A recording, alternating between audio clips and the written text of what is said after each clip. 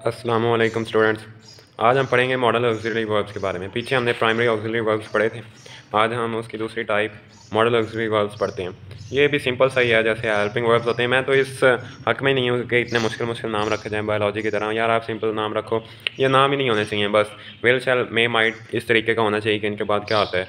ऐसे ही कैटेगरीज बना के और इतने मुश्किल मुश्किल नाम रख के बच्चों को डराया होता है कि यार पता नहीं एमडी कैट क्या चीज़ है। सिंपल से रूल होते हैं। अब ये नाम काट दो यार, ये है ही नहीं नाम। आज हम पढ़ने जा रहे हैं will, shall, may, might, would, should और कैन, कुड, ऑट टू के बारे में। ये आप लोगों ने सिंपल पहले भी हज़ार दफ़ा और आप पहली क्लास से पढ़ते आ रहे हो कि विल, शैल के बाद बेस फॉर्म आती होती है। सिर्फ फर्स्ट फॉर्म हमेशा जो कुछ मर्ज़ी हो जाए। ये सिंपल सी बातें हैं। जैसे ये देखो, इन सब के बाद बेस फॉर्म हम यूज़ करते होते हैं बेयर इन्फिनिटिव। जैसे ये देखो, they will go, bare infinitive आ गया, फर्स्ट फॉर्म आ गई, बेस फॉर्म आ गई। ठीक है।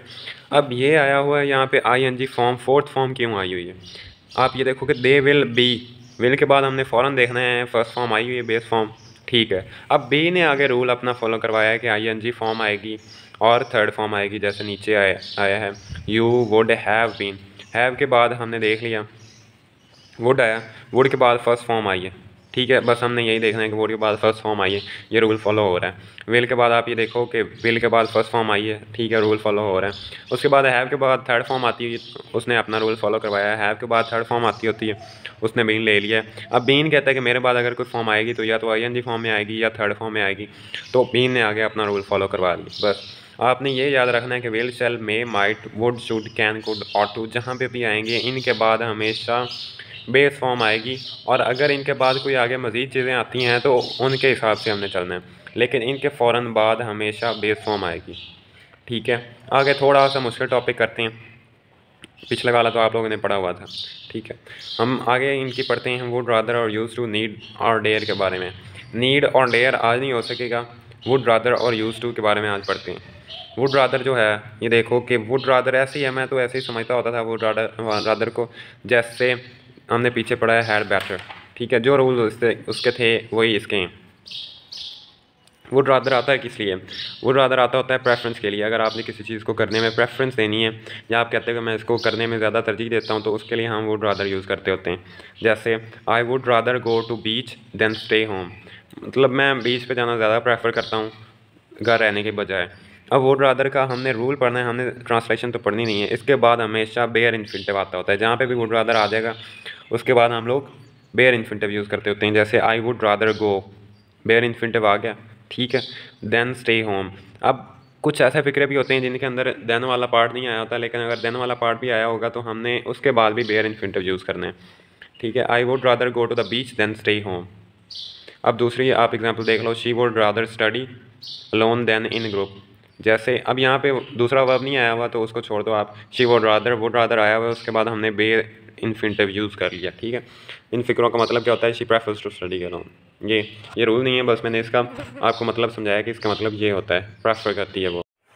वुड रादर का एक रूल ये भी है कि अगर इससे पहले एक सब्जेक्ट आया हो और इसके बाद दूसरा सब्जेक्ट आया हो, मतलब दो सब्जेक्ट आए हो ना, तो उसके लिए हमने सेकंड फॉर्म यूज़ करनी होती है। जैसे कि आप ये एग्जांपल देखो, आई वुड रादर ही, अब आगे हमने सेकंड फॉर्म यूज़ की ओपन डेस ओस्टर। अब आगे एक और चीज़ समझ लेते हैं यूज़ टू के बारे में। यूज़ टू की तीन तरह के हम इसे यूज़ कर सकते हैं। अगर हम सिंपल यूज़ करते हैं ना यूज़ टू, तो उसके बाद हम लोग बेयर इन्फिनिटिव यूज़ करते हैं। जैसे I use to play football when I was in college, मतलब ये पास की किसी हैबिट को शो कर रहा है कि मैं फ़ुटबॉल खेला करता था। इसके बाद हमने ये यूज़ टू आया है। ठीक है, उसके बाद हम लोगों ने बेयर इन्फिनिटिव यूज़ कर लिया। वो use to go to beach every day, ये भी एक उसकी हैबिट है। अब ये टू जो है ये इसके साथ नहीं है, ये एक पूरा स्ट्रक्चर है यूज़ टू का, इसके साथ आया हुआ है। अब ये वाली मेन बात थी। इसके बाद आगे इसकी एक्सेप्शन क्या है? अगर यूज़ टू के बाद वर्ब बी आया होगा या गेट आया होगा तो उसके लिए हमने आईएनजी फॉर्म यूज़ करनी है। इस चीज़ को नहीं देखना है कि वर्ब बी की कौन सी फॉर्म आई हुई है तो इसको इस तरीके से यूज़ करेंगे या नहीं करेंगे। यूज़ टू की जगह हम यूज़ टू लगा देंगे, डी नहीं लगाएंगे, सेकंड या थर्ड फॉर्म नहीं लगाएंगे। हमने इसको ऐसे ही रहने देना है, हमने इस फॉर्म को देखना है और इसकी जो भी फॉर्म आई होगी बी और गेट की, तो हमने आईएनजी फॉर्म आगे यूज़ कर देनी है। जैसे I am use to waking up early, मुझे सुबह जल्दी उठने की आदत हो गई है। ठीक है, आई एम यूज़ टू। अब ये प्रेजेंट में आया हुआ है, फिर भी हमने यूज़ टू लगाया। अगर यहाँ पे वाज होता या I was used to waking up early, तो फिर भी हमने ING फॉर्म और ये यूज्ड ही यूज़ करना था, ठीक है।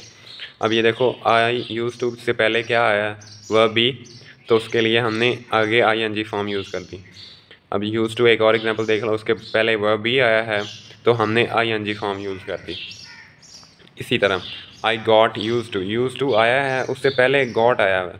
चाहे गेट की कोई भी फॉर्म आई हुई हो तो हमने आगे ING फॉर्म यूज़ करनी है यूज़ टू के बाद।